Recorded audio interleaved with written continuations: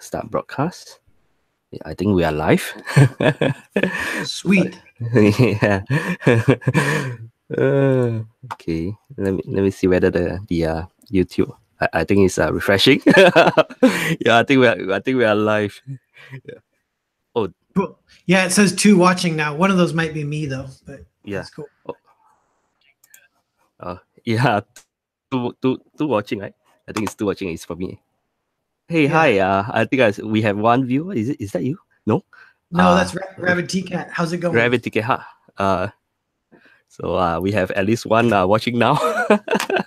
But anyway, let me just share the screen so that people can see what we'll be talking about today. Let me do this. Okay, it should be this one. All right. Okay, there we go.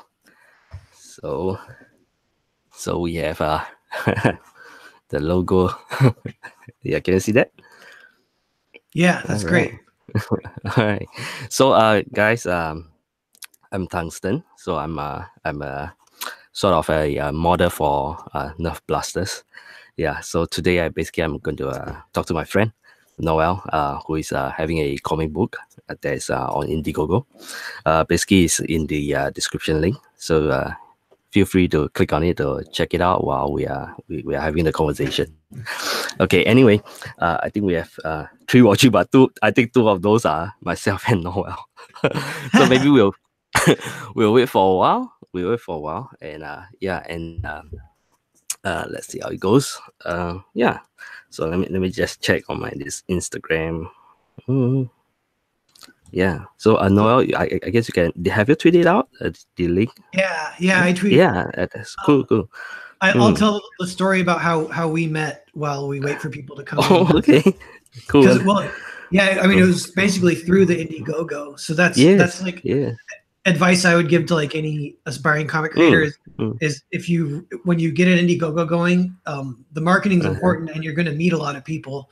And I met you through that. You like the art style, you like the Nerf themes of it, and you backed, I think more than anyone else, you got 2 commissions tiers. Yeah. And likeness special thanks tier. So that's right. Yeah. So for the 2 commission tiers, I did that art for you. So we were communicating about that. And what you commissioned was kind of some marketing images for your Nerf blaster modding channel kind of. Yes. And yeah. And so that went really good and it was really fun to draw. And you put those up on Redbubble as merchandise so people can buy. So people should check that out too. So you can see my art for Tungsten on Redbubble. You can get mugs or shirts or whatever. And this is right around Christmas. So I ended up buying a bunch of your merch for my family on Christmas. That's great. So in the end, I earned some money from you as well. Yeah. Okay. Now we have 5 watching. I guess we can more or less go ahead and probably start things off, I guess. How's that sounds to you, Don? Sounds good. All right. So let me just give another quick introduction.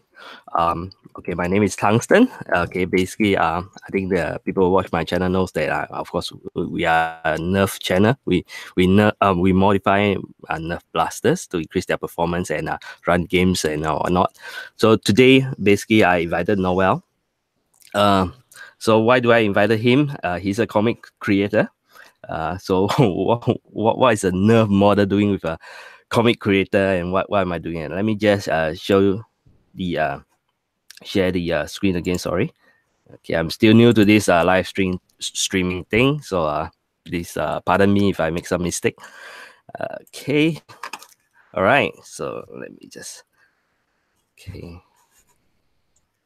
All right. So so when I first check out the Indiegogo campaign and then look through the graphics that are NarWhal, and I mean the art of NarWhal, this panel really speaks to me because basically they are a bunch of guys shooting at each other, having a Nerf game. So that immediately caught my attention.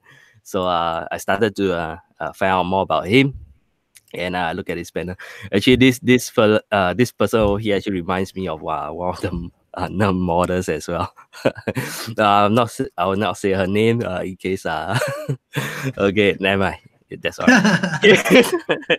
So anyway, so this got my attention, and I start to check out NarWhal, look at his art. I really like it. So without further ado, I think I'll let NarWhal talk a little bit on his campaign. Sounds good. Yeah, go over to you, NarWhal. Okay. Yeah, like, so EarthBound, the story, it kind of follows this mission. It's like sci-fi, but like heavily influenced by battle royale. It's kind of this almost like subgenre of stories. The other one is the Hunger Games. It's where you have like a big part of the story is just this game playing out. So that reminded me immediately, like this, it could be a game of capture the flag, you know, like could be a good story, or as long as you have good characters, like, and stakes, you know, and the strategies they employ. So like friendships, and this happens in battle royale, you know, like friendships, alliances, betrayals, like that's the story. So the story doesn't have to be this heavy plot. So with EarthBound, I set up the story, and then we go straight into the mission, and it does have these parallels with like a Nerf game or a paintball or something like that. So that's kind of why I put that panel in there, just for this little shout out to like a game version of this more serious thing that's happening within the story. And the where EarthBound came from early on was when I was like 25 or so. I moved to Austin, Texas, and met a filmmaker buddy, and he kind of mentored me a little bit. He worked at a movie store, so he'd give me free rentals, watched just a bunch of old, obscure, awesome Japanese movies, awesome old French movies. And so I kind of got this education in movies, and all the while we were writing screenplays together, and they were just kind of goofy screenplays. But we wrote this one called Sniper Rifle Whiz Kid versus Psycho Movie Killer, and it was this horror movie, but with like these teenagers getting hunted by this guy from space, and also this sniper kid, and they're kind of competing against each other to see who can kill more teenagers.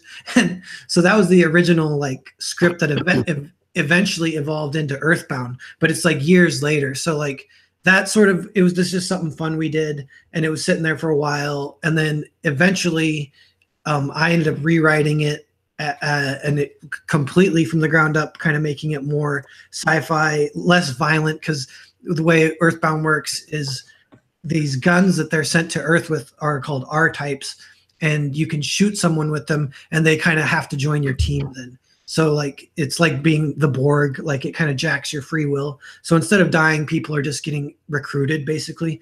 And that's essentially the story, is that these two headhunters are sent to Earth in competition with each other to recruit 5 like high profile warriors that are hiding out on Earth.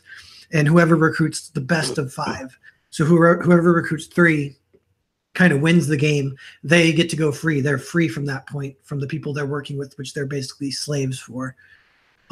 So that's kind of the story. And so that's basically the initial rundown. And I could talk a little more, but yeah. All right. So now we heard the background of the story. Now I'm not too sure that you all know how NarWhal looks like. So today I'm going to show you guys how NarWhal looks like. Yeah, so I'm going to dox him. So let's okay, so let's go. Let's check out how NarWhal looks like. This is the face reveal. Yes, face reveal for NarWhal. First on the internet. Yeah, so I realized NarWhal is actually the unicorn of the sea. So ever since I realized this is his, he chose this as his name. So I'm very curious to find out the creator of EarthBound. Why on earth you call yourself a unicorn of the sea? Yeah. Yeah, so there is a story behind that, and I was collaborating with another creator named Hannah Dorge, and she's a great creator in her own right, and we were working on this project together, and we needed to think of a label for our collaborations to work under. So we each just picked a word, and I picked basketball, and she picked NarWhal. So our company was going to be Basketball NarWhal, and then as it evolved, basketball NarWhal sounds weird. It kind of just became NarWhal because that sounds cooler. And I think initially NarWhal, there was a possibility of doing it as a pun, so it would be spelled GNARWHAL, which would be like gnarly, like hardcore or whatever. But I didn't do that, but that still kind of exists there as that pun possibility. Like these comics are like a little more punk rock or whatever. So that's kind of the NarWhal pun in there. All right. So now I also have another concern. Okay. So basically I check out, I look through all the Indiegogos that I backed. Basically, I like to look through all the details and read all the information because the creator spent quite a amount of time putting them up.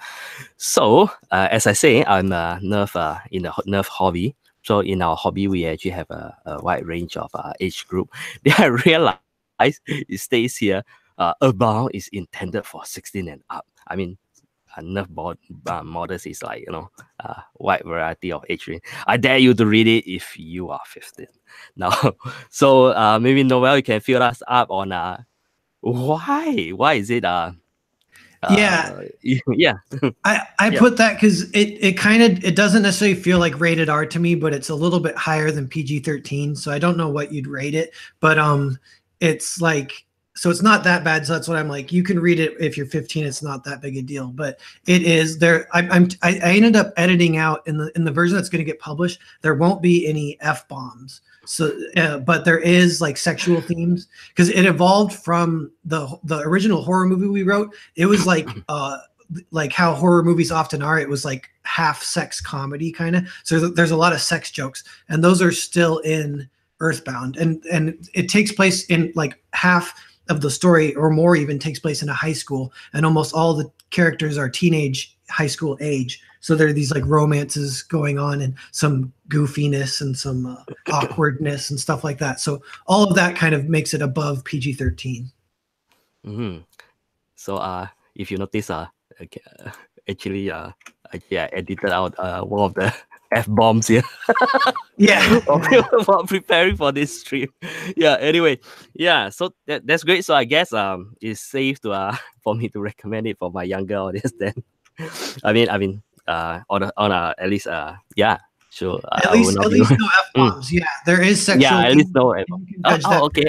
Okay. So there you have it. So guys, take note of that. So next, another reason why I particularly like this project is basically, of course, I like the artwork. So if we take a look at NarWhal's artwork, okay, yeah. So for example, like this artwork over here, I think this is just a panel, if I'm not wrong. Yes. Yeah, so I really like the way things lay out. For example, when I first look at it, hey, what's going on over here? I can't really make out what's that. But of course, our eyes will naturally go to the biggest things that's in our foreground, like the lake, and it'll lead you all the way here, and then you'll lead you all the way to the over here, which then you saw the strange over here. Something's going on. Something's going to get jabbed, and then of course the background, people will lead you all the way here, and this guy is rushing right towards you. So I really like the artwork of NarWhal.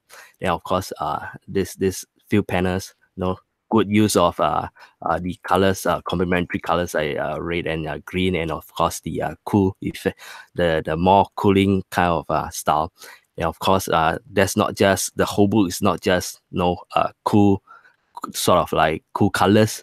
You can see that certain transition, like the sunrise or the sunset, you transit to kind of a warm color. So I really like the use of color as well as the gesture of the movement of the characters over here. Nice use of complementary color, yellow and purple over there, and even this character over here.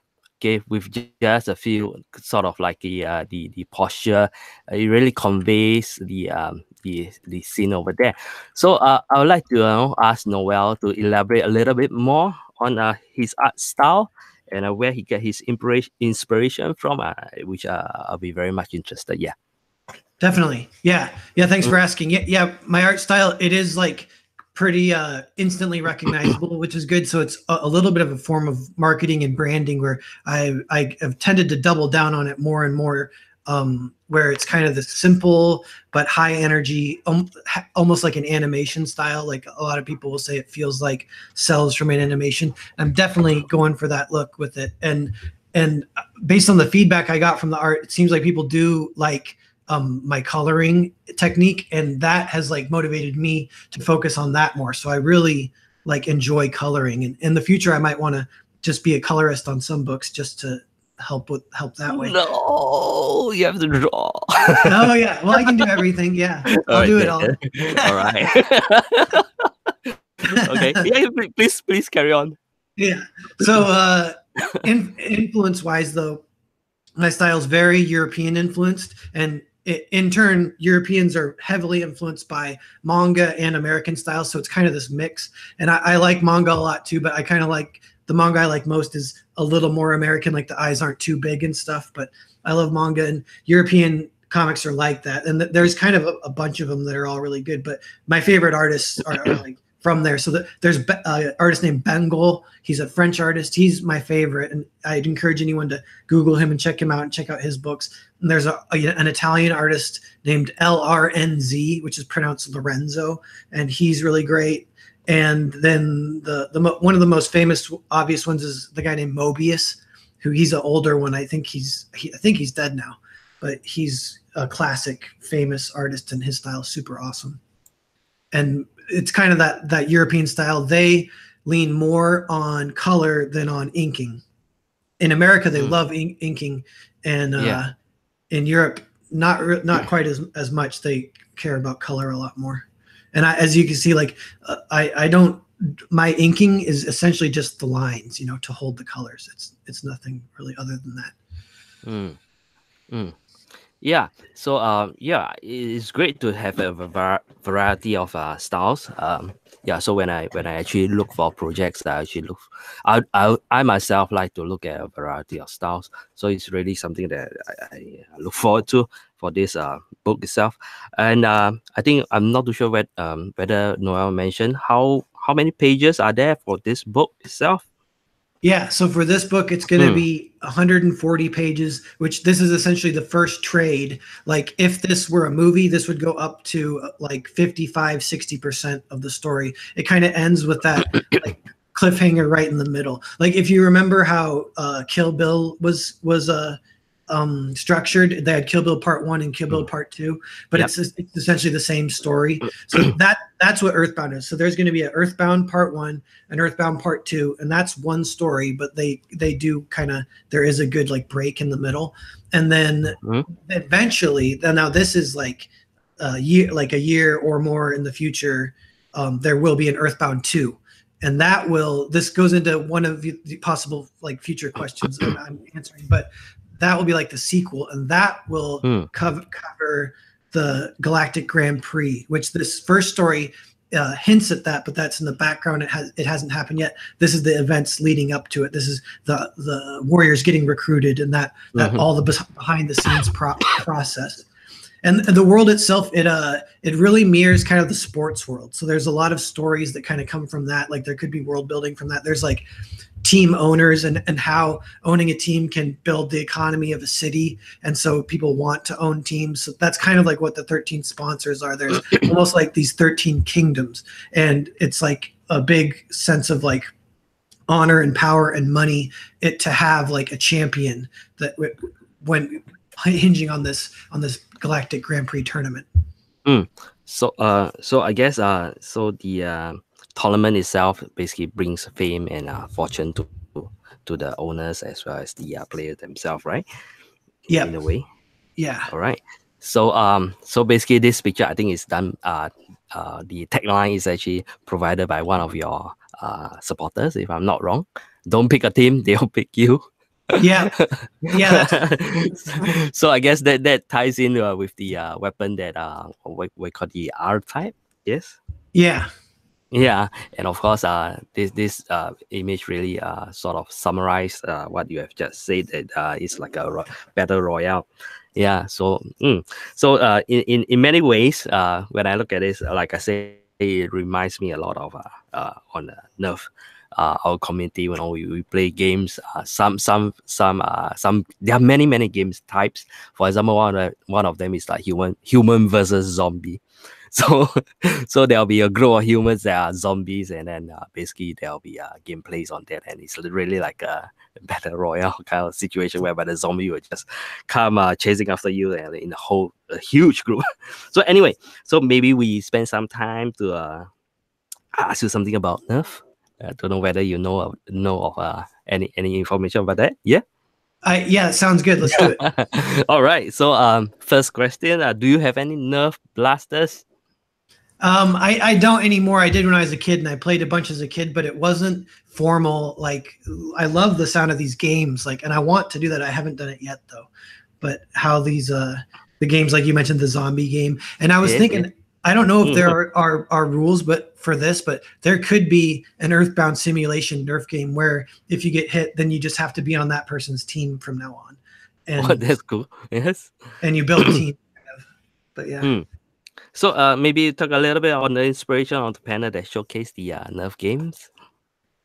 Yeah, so that's kind of just to mirror like the real world informal version. It's like a little meta, but it's kind of subtle. But it's like, so this whole story could be like a Nerf war, and so then I just put that little panel in there as like a shout out to that kind of. Okay. Maybe let me just because the next question is pretty important for me as well. At least they are basically sort of like two main kind of Nerf blaster on the market, and models we like to modify these two main blaster. One of them is of course the what we call it a flywheel blasters, and the other type is a Springer. I'm not too sure how familiar are you. Do you even know the terms? I did a little research because when you said the question, I wasn't sure, but I did a little research. Yeah, so I can tell you something about that. Is I know for the story, who would like what? Like Spaceman would like the flywheel, and Julia would like the pump action. Oh, okay. Spaceman's run and gun, and Julia's more precision. But Spaceman would he actually, in the story, he immediately mods his R-type. He turns it into a handgun, and it loses a lot of accuracy and stealth aspects, but he doesn't care, you know? So like, so that's in the story. And for me, I got to say, I hope I don't make any enemies, but if I had to choose, I am kind of a precision stealth guy. So I like pump, just like one single silent shot. I know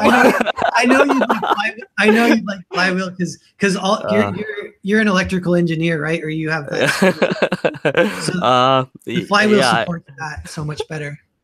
Oh my god. Okay, basically this is my channel.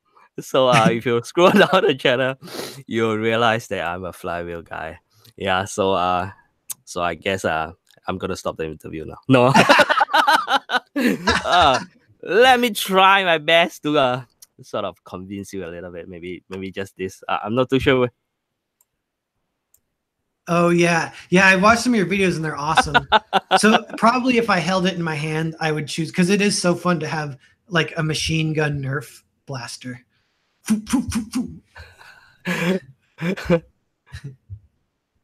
Yeah, that is so much. I'll give you that. It's so much cooler than just pumping and shooting one little Nerf gun. But then again, I do have a pump action. Let me see whether I can find one just to show it to you how this is a pump action. Still not too bad. I don't have a lot. Not too bad, but still not the best. Yeah, that one looks cool though. I like that one. Yeah, they're all cool. All right, they are all cool. So in fact, there are a lot of ways whereby we can do up the blasters. We have people who are really talented in the community, and the thing I like about the Nerf community is we share our resources and our ideas. So pretty much what I like. So let's move on. So we got to know a little bit background of the stories, as well as the we took a look at the art style as well. So you know what? Let me say yes? one thing too before we move on is you and I have discussed this briefly, but the way Nerf ties into like the possibility of doing a comic and the way EarthBound is like that, you and I have actually discussed maybe doing a short comic like specifically about the Nerf modding community, and like it could be centered around a game or something. But like just that possibility exists and is cool. Like it's ripe for storytelling. These challenges definitely, and games. I'm so looking forward to that as well. So hopefully you can do we can do like a 10-page short story on that involve the Nerf community, as well as the sort of blasters being featured is actually they exist in our hobby. In fact, the work that you did for me is basically based on my blaster as well. Yeah. So so let's get back to you. Let's get back to you about the campaign. In fact, if we look at the your funding, you are actually already funded, but that's not the point. We want to get it to 12K, right? At least 12K. So in fact, this is the last. I have a personal agenda for that because I want to reach the next the next goal that I could get another comic, right? There's a stretch goal. So at 12K, it'll include Nosferatu, which is a whole nother comic. And at that point, what every backer will be getting will be like almost 200 pages. So it's like it's of all the Comicsgate Indiegogos, it's kind of one of the higher page counts, which is good, which is nice. Yeah, precisely. So let me just now let's just spend a little bit time to understand the characters from EarthBound. So we talk a lot on the background of the story and whatnot. But we see here we have 3 characters, but the tagline is actually between two breath on Earth. So maybe NarWhal, you can let us know a little bit. I assume that the 2 main character is Spaceman, and the other character is how do I pronounce the name? Julia. Julia, yeah. Julia, yes. Spaceman, Julia, and who is the third guy? So the other guy is WizKid, and he. So which one is which kid? The dark hair or the dark hair is okay? Yes. And Spaceman is the blonde hair. So WizKid, he is the tiebreaker of their competition because they're sent to Earth to recruit these 4. Their like main mission is these 4 warriors that are known as the Sirens of Violence, and there's 4 of them. But so there's this question of, well, if they each recruit 2, that's a tie. So who wins the competition then? So WizKid is the tiebreaker. So he's just on Earth, and the powers that be don't want him as bad as they want the Sirens of Violence, but they still want him as a viable warrior. And it goes into the backstory is that the 3 of them know each other. The 3 of them used to be teammates, and something went down on Earth like 4 years ago that ended with WizKid's spaceship crashing, and Julia and Spaceman got captured and kind of enslaved, but WizKid got away. So they're kind of holding a grudge against him, and you're not sure why. You kind of find out as it goes. But so they have this history, and they know each other, and he was young then. And 4 years have passed. They were in cryostasis, so they didn't age. So now they're all the same age. So he was like 13 4 years ago, and now they're all like 18. I see. So so if you were to use like just one word to describe each character, are you able to do that? Just one word. Yeah. So Spaceman is like ballsy or like gung-ho, something like that. Julia is like precision, logical. And then WizKid, he's kind of like trickster type. I think I like WizKid. Yeah. Actually, as it goes on, he's kind of mostly the main character. That's something kind of weird about this story is they're all pretty like important, and none of them are necessarily the bad guy, but the conflict is between all 3 of them.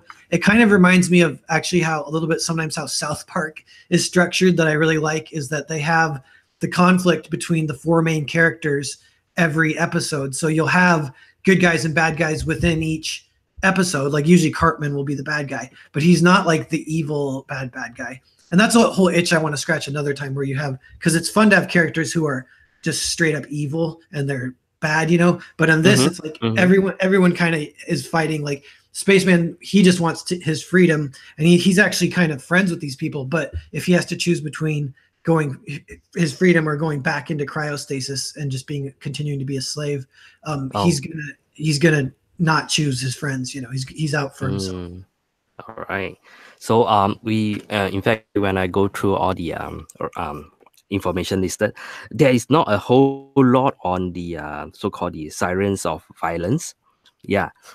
So maybe are you able to share a little bit more on those characters over there? Is there a sneak preview of how they look like? Are they in this banner, for example? Yeah. So that's them, and then you'll find out more about them, and there's kind of some twists as it goes in. So, but like it's just it's Susie, Sandy, Wendy, and Betty. So they have these Americana names, you know, and that they have like they could be their own spin-off comic, and it's not quite clear what they're doing on Earth, but for now they're just, and it says they're in their human form too, so you're not even sure like if there's an alien form they take, but they're definitely like warriors that the ward, the 13th sponsor, wants to recruit them and capture them. I see. So they are basically not from Earth. Yeah, they're not from Earth. They're hiding out on Earth. Okay. So next, of course, the next interesting thing that struck me was the R-type weapon. As you mentioned, once hit by the R-type, you sort of have to follow the so-called instruction of the guy who hit you. So is there any way whereby a person who is being hit by this R-type that he can sort of release from this so-called capture? Yeah, so that's a good question, and that's a big part of the intrigue and fun of the story, is because as it goes, the situation gets a little more dire, because more of the town, and you know, it could expand further, like hundreds of people start getting shot, and it's like what's gonna become of this, you know, like it's there's no way this can end well. And there's even like a question that I won't answer here, but anyone can kind of think about it, that you wonder if it comes up, is like, what happens if someone gets shot by both guns at the same time, and stuff like that. So all of these questions will be answered, but for me, that's one of the biggest fun points of intrigue, is you want to see how the technology works exactly. And even how it works with the mind control is kind of fun, because it's like, you see these examples of like people getting recruited where they don't become like mindless zombies. They're still affable, fun, friendly people if that was their previous character. And then, but now they're on the other person's side. So there is like these heavy themes of free will, and they do discuss that a little bit. And I actually made a little YouTube video about it that you watched, you know. Yes, I like that. Yeah. So that's kind of one of the main themes, and that's what these guns have to do with. Okay, so I thought I can squeeze some spoilers from you, but did not manage to do so. But can you at least tell me, is there anyone who has withstand the effect of R-type, who have the willpower that's strong enough? Is there anyone? Oh yeah. Good question. So yeah, it's not too much of a spoiler. So in the first episode, there's a character, and she has a line. She says, hello? You know, there's at least one person, and she's kind of higher up. Okay, I think I didn't hear the line. I think it got cut off. What did she say? Hello? She said, can you hear me now? Can you hear me? Yes. Okay. She just says the R-types didn't work on me, when they're discussing the R-types. So she's just this character. You're not quite sure who she is either, but she works with the 13th ward. So there is people that doesn't work with, and they're not sure if it will work on the Sirens of Violence or how it will work, if it will work. And that plays out too. Like it's a big moment of truth the first time they attempt it on the Sirens of Violence. I think I know who that character is. That must be my wife. I tried to use a Jedi trick on her. Then she said it doesn't work on me. Anyway, yes. Yeah. So other than the R type, is there any other type of so-called weapon that is special? Is there any kind of no, I'll say a little later in the story, it's kind of structured interestingly because the R types, they don't kill you. So in some ways that's interesting. So like real guns are actually kind of scary because then you actually will die. So like later on, Spaceman, like he might just like, screw you guys, I'm not even going to use this. I'm just switching to real guns and we're going to start there's like tension with that. And then in the sequel, this is like so far in the future. So this is not part 2, but the actual Galactic Grand Prix, there is kind of a weapon-ish type thing where it's like, I'm still kind of thinking through some of this, but I don't mind sharing it. But it's like they handcuff one hand so it's like a tag team fight, so 2v2, and you're connected via the hand via this rope, and the rope is kind of electronic and it can expand and shorten and it can sling people. So they use that to great effect is kind of a big aspect of the fighting style, is this long electric form of handcuffs. There you go, another similarities we have. Nerf will not kill you, but just take you out. Yeah. All right. So I guess for the future plan, we'll get to see a lot more characters, basically from the in fact from other planets as well, since it's going to more on the tournament for the next one. Yes. Yeah, that one will be like more out of this world, and this one is actually one thing I like about this story is it's grounded on Earth, and half of it or more takes place at a high school, and that's kind of fun for me, and that's like almost a subgenre on its own. I know a lot of anime does that; they'll ground their sci-fi with some Earth realness that kind of helps you relate to the story more. Yeah, I actually like the idea of sort of like blend the stories with a little bit of realism. Yeah, so that will bring us sort of like more relatable and all. Yeah. So for the future plan, okay, any other future plans for any other sort of stories? I think you are working on some short stories as well. You have a YouTube channel and a writer's room. You're preparing something, right? Yeah, it's me and Rise Again are kind of spearheading this project called Megaton, which is going to be an anthology, like within Comicsgate, but everyone's welcome. And it's a shorts anthology, and every Sunday at 1:00 we live stream and brainstorm ideas for comic shorts to include in it, which is fun. And I know you've participated here and there, and we might use that to brainstorm some of the Nerf story idea sometime if you want to do that. But so there's that. Then there's Foreign Agent is my second book that should come out in the spring, hopefully. And that one's kind of a meta when it's about like a soldier who can draw in this house that he can't talk to anyone, but the kid in the house can draw too. So they're exchanging drawings. And so it's like a comic within a comic. So that's a cool, like just totally separate one. But when the time comes, I'll be pitching that one more. And I might include the first issue of that as a stretch goal for EarthBound just to share. But that's like, who knows, because we might not even reach 12K. But if we reach 12, we will. Yeah. Well, I think I'm going on Comicsgate Live tonight with Ethan Van Sciver, so that always helps. Great. So that might push it over 12K, which would be awesome. That'll be great. So I came across this graphic that you did. So what this got nothing to do with EarthBound, right? This graphic. Yeah, this is from the Robozan short comic, which that will be included in Megaton. But that's also, it was a stretch goal to include this in EarthBound. I think it's in the sketchbook. So, but it's a digital PDF. Everyone's going to get the digital PDF. But it's a 10-page short that will go in the sketchbook, and that's what I'm working on right now. I'm finishing that. I got to finish a couple more pages of EarthBound, and then I got to, as fast as possible, kind of polish up everything, polish up dialogue, jokes. I found something funny with jokes. It's like, I don't even know what the way it works is like, I change them all the time because they've been sitting there for 6 months or whatever, and I don't think they're funny anymore. So I change them. I send them to a friend, see if he thinks they're funny, and it's always like a little bit whatever joke gets put in the comic is just the last thing I thought of, and I'm not sure even what one's better. Eventually, that's one good thing about sending it to print is it's a final for that iteration. At least there won't be any more messing with just one little line of dialogue, you know. Yeah. So basically, I do a little bit of stalking as well, as you can tell. So so I mean, I follow the YouTube channel and whatnot. So when I look at all these graphic, I really like them. I think this is a commission you did for another person, right? Yeah. So, yes.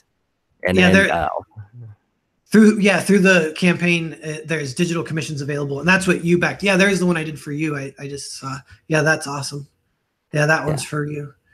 So basically, when I look at all this, it really made me want to do a collaboration with you for the 10-page short. So let's try to make that happen. Or no need to be so fast, but yeah.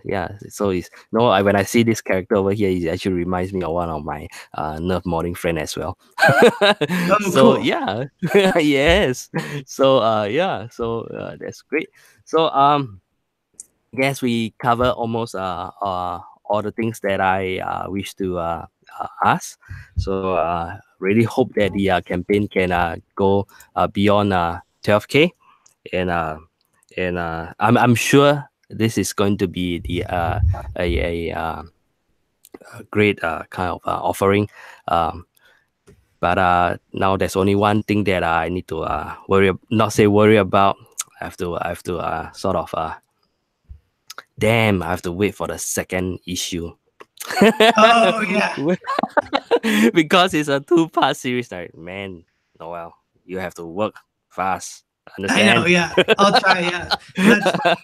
It's been so long in the making because I've been drawing it here and there. And you can just imagine like 2 years ago when just one issue is out, like it's all it is at that point, the setup for the mission. But I'm so glad at this point, at least we're all the way to like 60% of the story, which is good. Yes, that's great. So in fact, I guess we will have one last question, since this EarthBound is a lot on free will. So maybe just a quick one. Do you believe in free will? Just yes, no. Maybe do not need to offer a long. I guess if I were to discuss this, it's going to be like a 3, 4, 5, 6 hours live stream. Yeah. That'd be a fun thing to discuss in a conversation. There's kind of a lot to it, and I don't even know all about it, but I'd say I do believe in free will. Yeah. So in fact, I do believe in free will as well, and I also believe in something like fated or something like that. So imagine, 1 year ago, if someone were to tell you, NarWhal, 1 year later you'll be on YouTube, talking to a guy that modify Nerf guns about your work. Yeah. I don't think you. I know, that's so cool.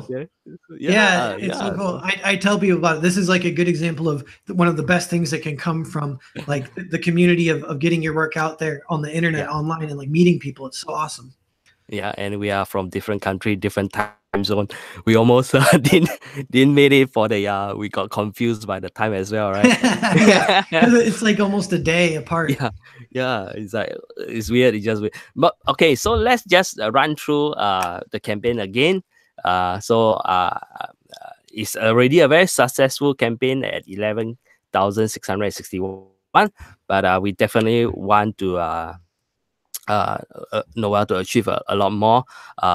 He's a talented artist. In fact, he did all the work, the writing, the drawing, and the coloring itself. I think he's a very talented person. So in fact, the perk itself is the entry. First one is digital copy is just $8. In fact, you probably you can only buy what like maybe a coffee with $8. I'm not too sure at US. Yeah, that's like 2 coffees with tip. 2 coffees, yes. Yeah. So exchange that 2 coffee with at least 100 over pages of good stuff. I think that's definitely worth it. So if you have not back EarthBound, do consider. But personally, I definitely like a printed copy, and and of course I liked it signed. Yeah. So in fact, if I have a physical copy and a digital copy, I actually will read the digital copy, and then for the physical copy, I actually cherish it. I will not take care of it, and it's something. It will be something for me. Vinyl records. Yeah, you can collect it and keep it special. Yeah, That's yeah. cool. So to me, I collect vinyl record as well, and the way I see it is not that every people have a discussion that is vinyl sound better than digital or something like that. But of course, it's not always the case. It depends on recording or not. But I just find it, a physical copy of it is kind of romantic, kind of thing. Maybe I'm an old-fashioned guy. No, I think a lot of people think that. Yeah, I agree.